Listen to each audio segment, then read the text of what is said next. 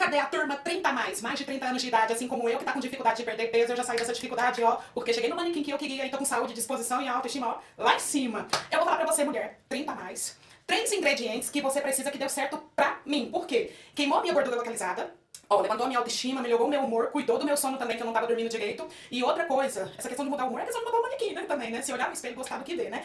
E outra coisa, deu uma controlada aí no meu apetite.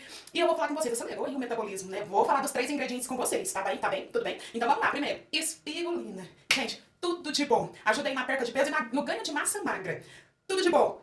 E outra coisa, triptofano, esse é o famoso hormônio do bem-estar. Por quê? Promove a saúde do sono, diminui a ansiedade, o estresse, né? Então, vou te falar o terceiro. Pra você que ficou até aqui no final do vídeo, vamos continuar esse bate-papo no privado? Porque aí eu te conto o terceiro ingrediente aí que vai te auxiliar nessa perca de peso. Porque eu sou uma mulher 30 mais, tô com 35, gente, fazer 36. E vai te auxiliar também. Me chama lá, vamos bater um papo?